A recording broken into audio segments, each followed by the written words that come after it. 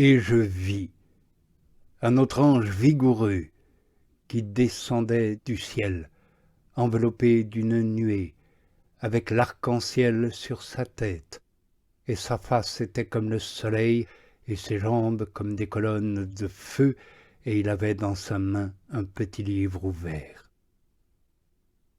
Et il posa son pied droit sur la mer, et le gauche sur la terre. Et il cria d'une voix forte, comme un lion qui rugit, et lorsqu'il eut crié, les 7 tonnerres firent parler leur voix. Et lorsque les 7 tonnerres eurent parlé, j'étais sur le point d'écrire. Mais j'entendis une voix venant du ciel qui disait « Scelle ce qu'ont dit les 7 tonnerres, et ne l'écris pas. » Et l'ange que j'avais vu debout sur la mer et sur la terre leva sa droite vers le ciel et jura par celui qui vit pour les éternités d'éternité, qui a créé le ciel et tout ce qui s'y trouve, et la terre et tout ce qui s'y trouve, et la mer et tout ce qui s'y trouve, qu'il n'y aurait plus de délai, mais qu'au jour où se ferait entendre le 7e ange, lorsqu'il viendrait à sonner de la trompette, alors s'achèverait le mystère de Dieu, comme il en a fait l'annonce à ses esclaves, les prophètes.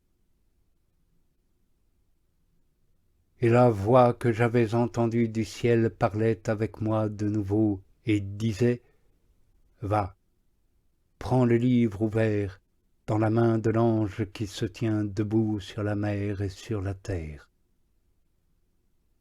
Et je m'en allai vers l'ange, lui disant de me donner le petit livre.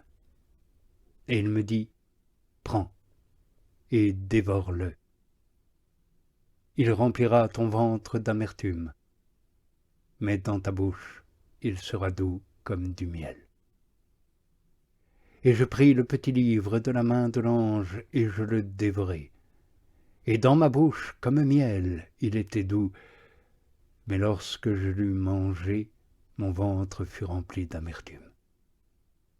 Et on me dit, il te faut de nouveau prophétiser sur des peuples et des nations et des langues et des rois en grand nombre. Et il me fut donné un roseau semblable à un bâton en disant « Lève-toi et mesure le sanctuaire de Dieu, et l'autel, et ceux qui s'y prosternent. Et le parvis extérieur du sanctuaire, laisse-le en dehors et ne le mesure pas, parce qu'il a été donné aux nations, et elles fouleront la ville, la sainte, pendant 42 mois. Et je donnerai à mes 2 témoins de prophétiser, revêtus de sacs, pendant 1260 jours. Ce sont les 2 oliviers et les 2 lampadaires dressés devant le Seigneur de la terre. Et si quelqu'un veut leur nuire, un feu sort de leur bouche et dévore leurs ennemis. Et si quelqu'un voulait leur nuire, c'est ainsi qu'il faut qu'ils soient tués. Ceux-là ont le pouvoir de fermer le ciel pour qu'il ne tombe pas de pluie durant les jours de leur prophétie.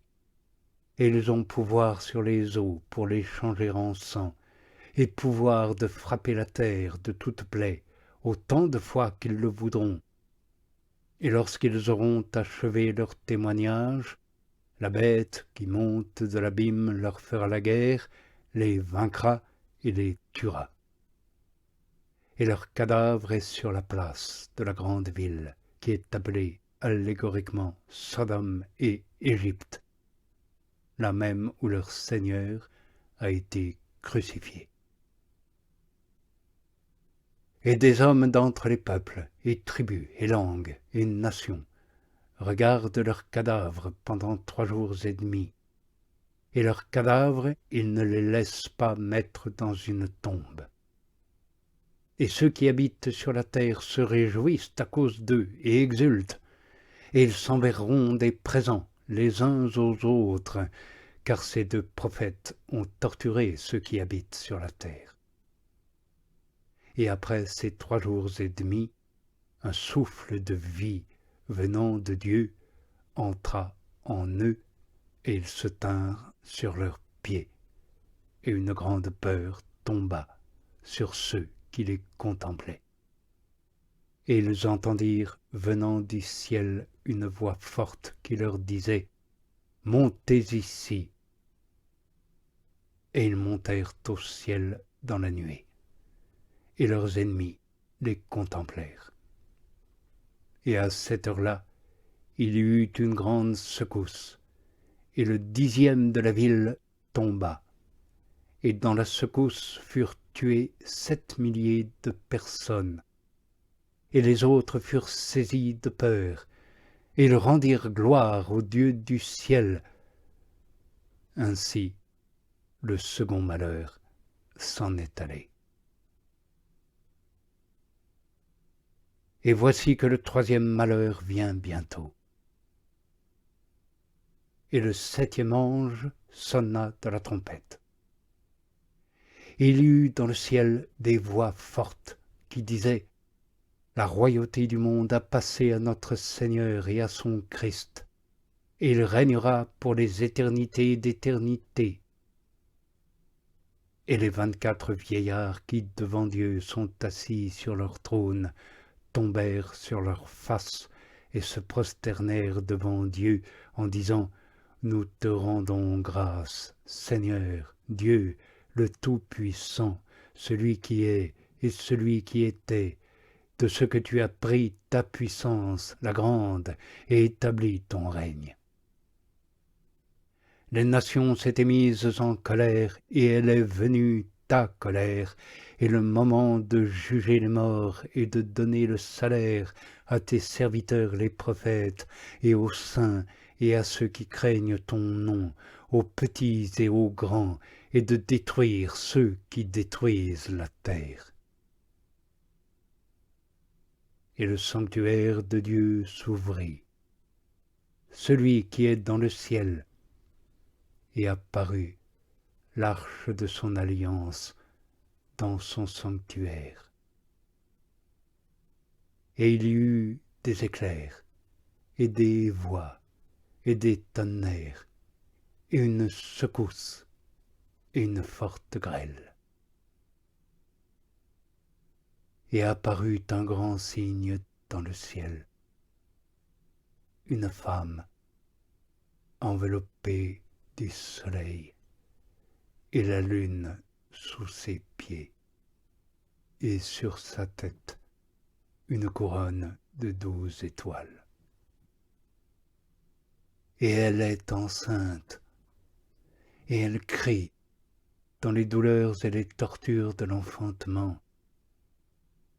Et apparut un autre signe dans le ciel, et voici un grand dragon rouge feu, ayant 7 têtes et 10 cornes, et sur ses têtes 7 diadèmes, et sa queue traîne le tiers des étoiles du ciel, et il les jeta sur la terre.